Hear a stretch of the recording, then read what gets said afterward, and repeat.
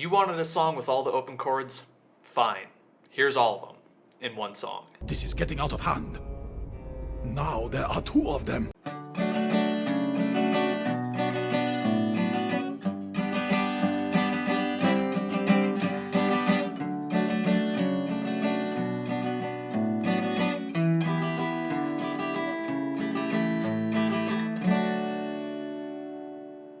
Well, maybe not every chord, but a majority of the important open position chords you need to know. Hey everyone, I'm AJ Hansen with Level Up Your Guitar. Tab sheet music is in the description. Private lesson link is down there too. Let's get into it. America by Simon Garfunkel. We're capoed on the 2nd fret, and honestly, I just think this is a great song for anyone who wants to either test or expand their chord vocabulary. Here's what makes this one different from anything else on my channel.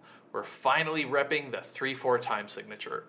Although this song has a second guitar, we'll keep it simple with the same strum pattern from start to finish, and along the way it walks you through pretty much every type of open position chord. We'll go through every letter of the musical alphabet: A, B flat, that's the one B chord, C, D, F, and G, and we've got the 3 big 7th chords: major 7, dominant 7, and minor 7s, slash chords and bar chords, but you can make a couple of the bar chords non-bar chords. I'll show you that. One other thing that might be the most important is that you will need to pay attention to the dynamics. This song covers the entire dynamic range. I won't go over that so much, so make sure once you have the arrangement down, you listen to this song 3 times or more to hear where it gets loud, soft, and all the in-betweens. All right, let me demonstrate verses 1 and 3 because they're the same, so you get an idea of what's going on.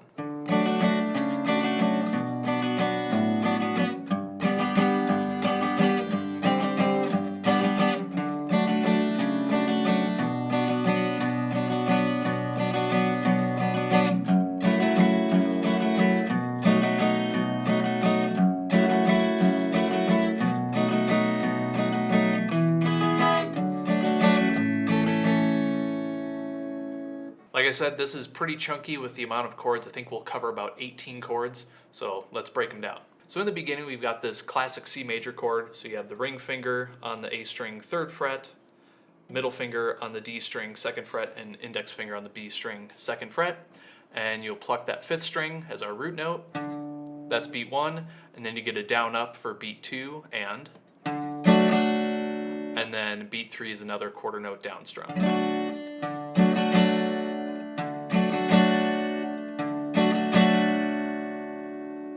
Then from there we go to C/B, so we're already running into a slash chord. So we're swapping out the middle finger to the A string 2nd fret, and then ring finger underneath that on the D string 2nd fret, and the index finger is kind of our pivot finger, so that doesn't have to move.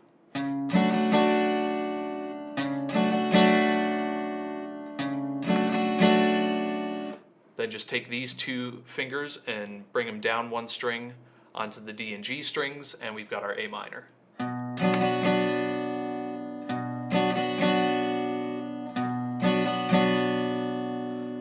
And now here we'll stretch for another slash chord for A minor/G. So you'll maintain the A minor shape and then just stretch that pinky to the low E string 3rd fret.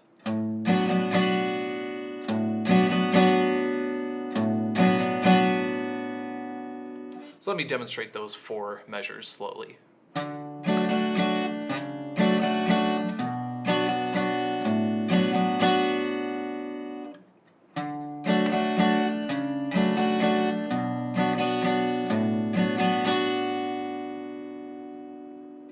Now here we get into the F section, so you can see that here we've got 2 F chords, an F sus4, and then back to F. So I'll show you a few different ways of doing this, but I'll start with what I have written with the bar chords. I think it helps fill the space. So we've got the F major bar chord, index finger in the 1st fret from the capo, middle finger on the G string 2nd fret, and then ring and pinky on the A and D strings 3rd fret.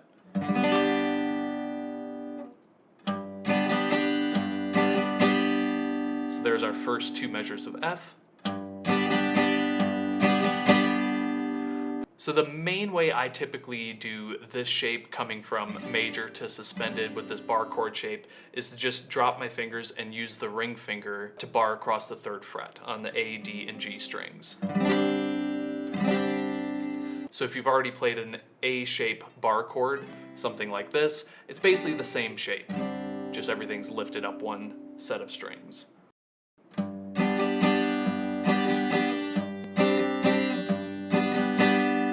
then it goes back to F. And you can roll that top knuckle here under the fingernail into the 3rd fret here, and then get back to your major chord.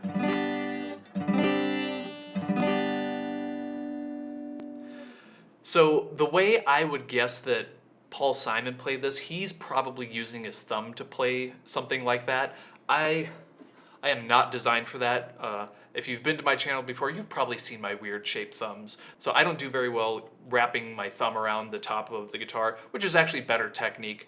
But if you were going to play it that way, then you would just think of your F major chord, wrap the thumb around, and then you'd add your pinky, and then back. So if you're that style of player, which I don't typically teach unless it's super necessary, like I said, with my classical technique, I don't do that, but that would be how you would perform that part. I still like the bar chord version. So whatever you like, go for it. So let me demonstrate those first 8 measures.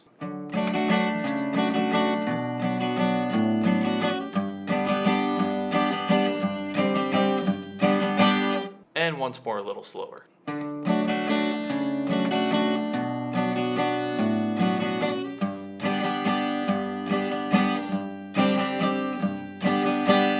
So here's the next 4 measures that we'll cover. We're just doing the C, C/B, and A minor, but not the slash chord A minor over G.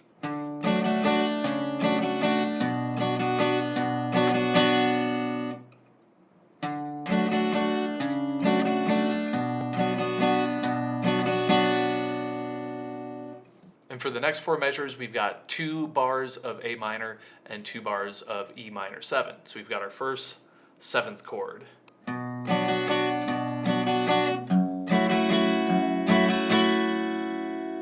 So the way I typically like to go through that, standard A minor.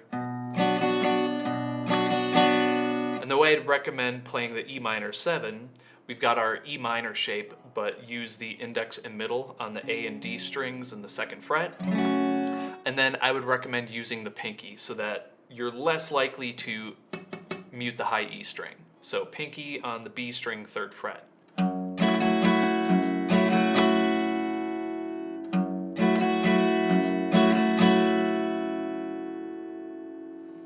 That will pivot us really well into this A7 or A dominant 7, because you can let go of everything but the middle finger. That's going to stay put on the D string 2nd fret, and then ring finger on the B string 2nd fret.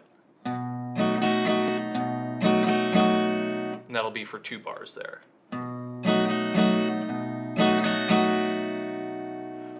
And you can see in the next 4 measures, we go up and back between E minor 7 and A7. Oops.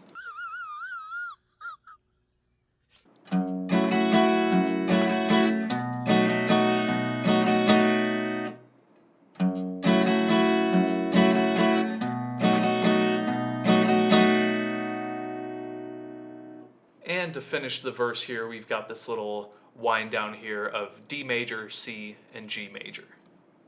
So D major, we've got index and middle on the G and E string 2nd fret, ring finger on the B string 3rd fret. Start from the 4th string, same strumming pattern, then we move back to C major. And then we've got G major. If you want to do this with the middle, index, and ring, that's cool. Or if you want to stick with ring, middle, or pinky, that's also totally fine. I think I tend to play whatever sort of happens first. So I'm not super consistent about which form of G I do.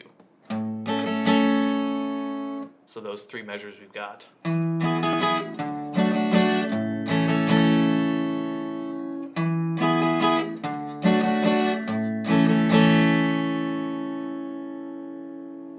That's already been a lot. We're already 23 measures into this, so let me play this a little slower all the way through.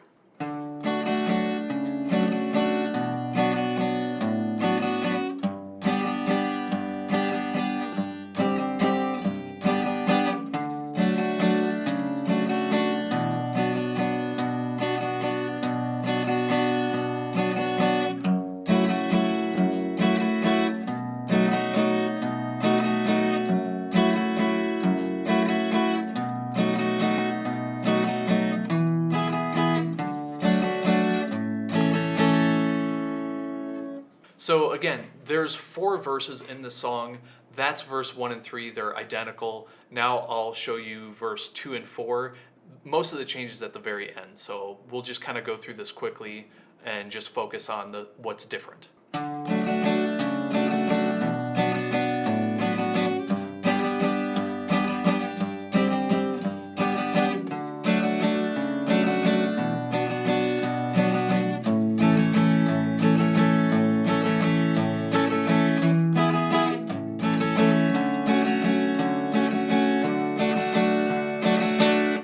So like I mentioned, verse 2 and 4 is very similar. So these first 8 measures are exactly the same. So we won't cover that. We'll skip ahead. Then we've got the same little walk down here with the double A minor here, no slash chord. And then we get to G major for 4 measures. And then D and G again, followed by some C chords. So that's the section that we'll take a look at.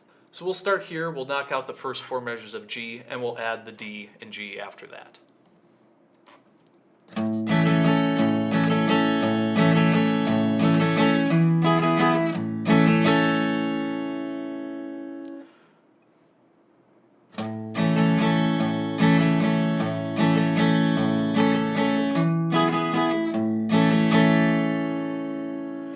Now in here, these first 4 measures of G were coming from A minor. I think it's easy to do these 3 fingers, ring, middle, and pinky for the G major.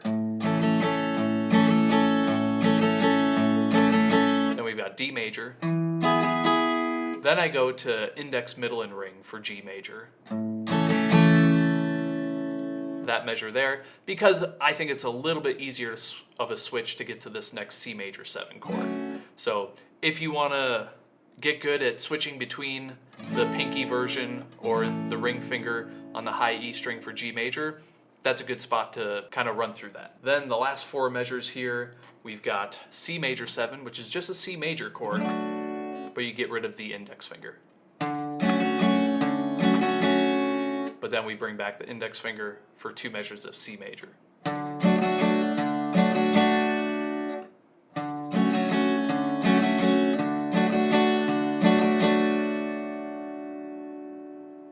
This will be the ending for the second verse.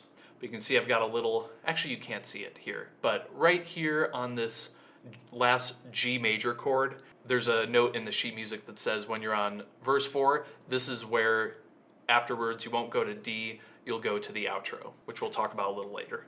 Real quick, if you want me to walk you through songs and techniques like this one-on-one, I do private online lessons at levelupyourguitar.com.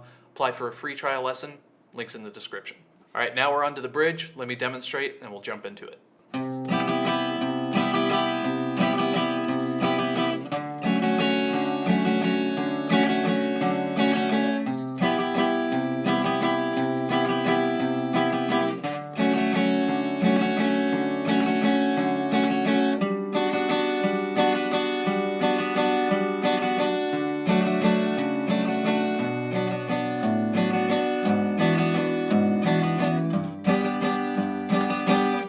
So now we are onto the bridge and we've got our first B chord, specifically B flat major 7.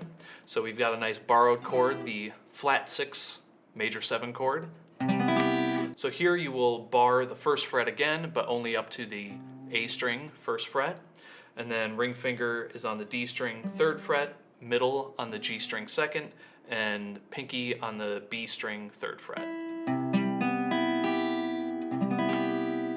Nice dreamy sounding chord. So we've got 4 measures of this B flat major 7.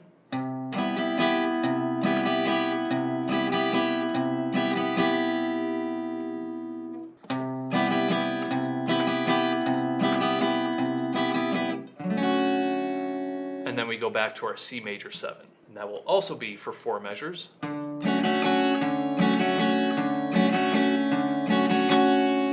Then you probably already noticed the repeat sign over here. So those 4 measures of B flat major 7 and 4 measures of C major 7, you'll repeat twice. And I'll demonstrate that with the repeat.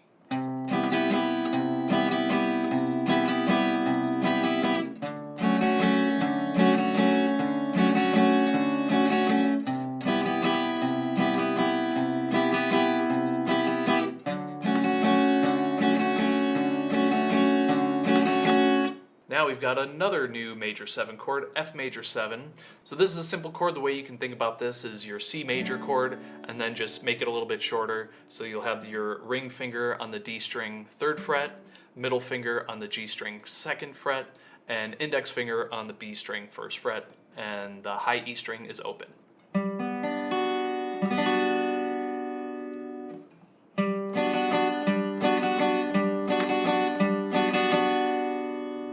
So just make sure when you're starting with the pick, you're hitting the D string, and then you go through the rest of the strumming pattern.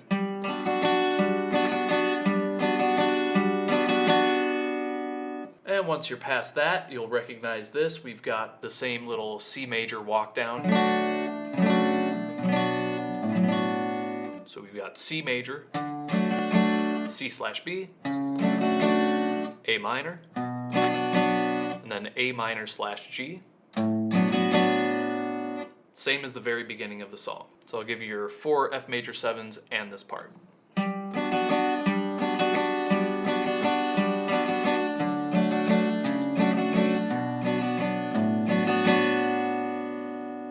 And before I discuss the next part, if you notice, our walking bass line is going C, B, A, G, which you've already done before, and now it's going to continue on F sharp and then F. So our next chord is D9/F sharp.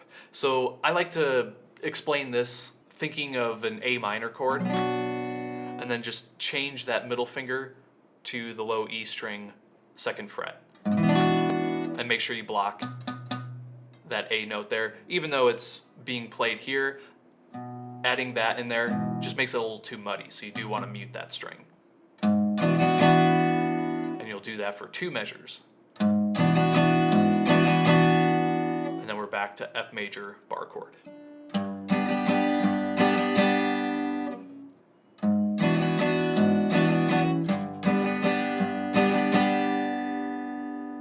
So let me demonstrate the bridge one more time all together, just a little bit slower.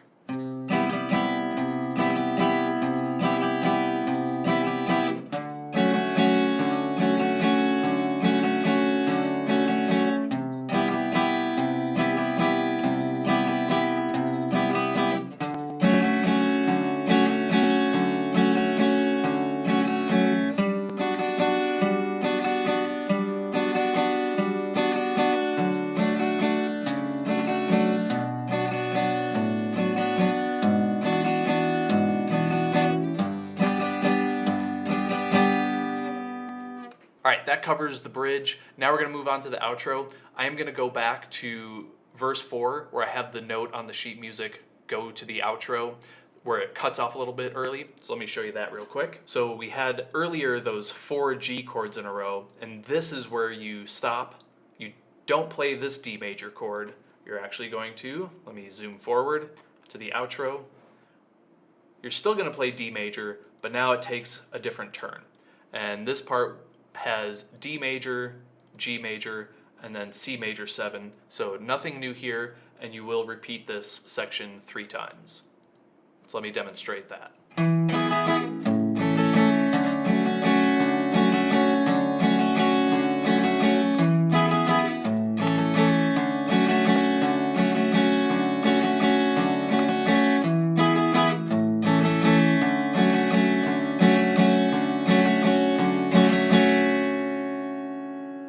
Now we get into the last half of the outro.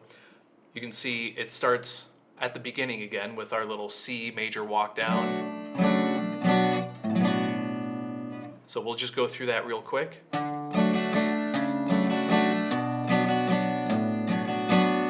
Again, nothing new there.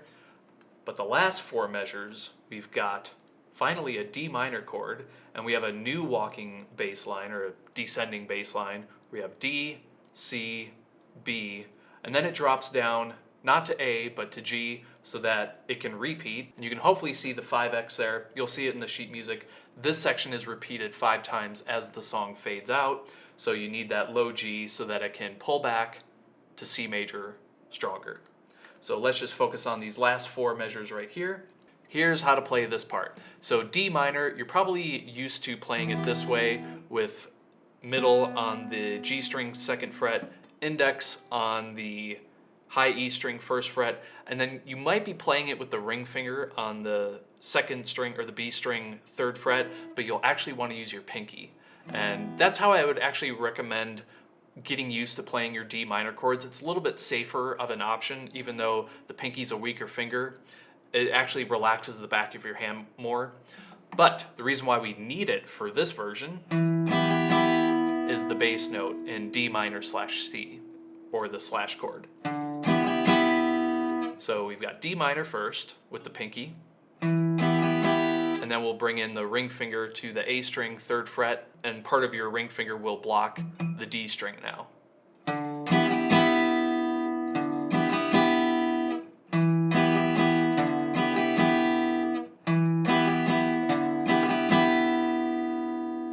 And from there we go to G7 slash B.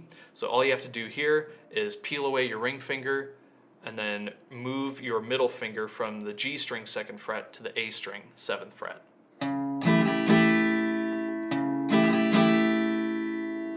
So from the D minor,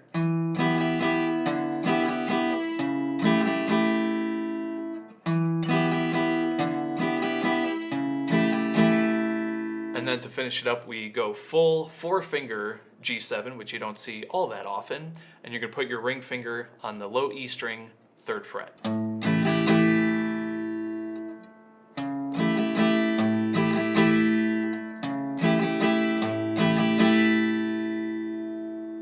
So you probably notice that the index and pinky do not move at all through these last 4 chords.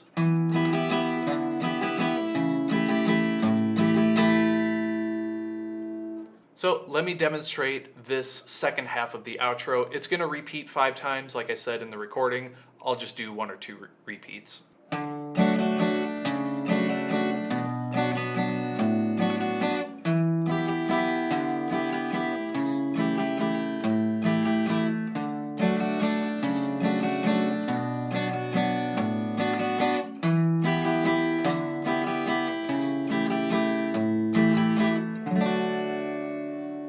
Such a great outro. I love it.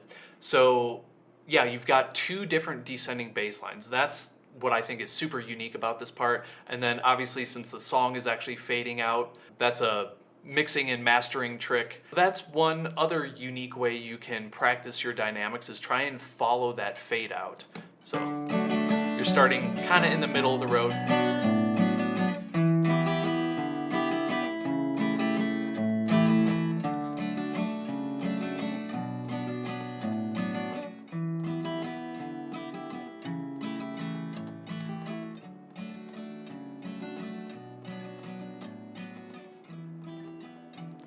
And see just exactly how quiet you can get it while still sounding good. It's a big difference to be able to control the dynamics and get gradually quieter over, what is that, 8 measures or so, 5 repetitions, so you got a long time to really stretch out the dynamics there and land the plane softly, as they say. And there you go, America by Simon and Garfunkel.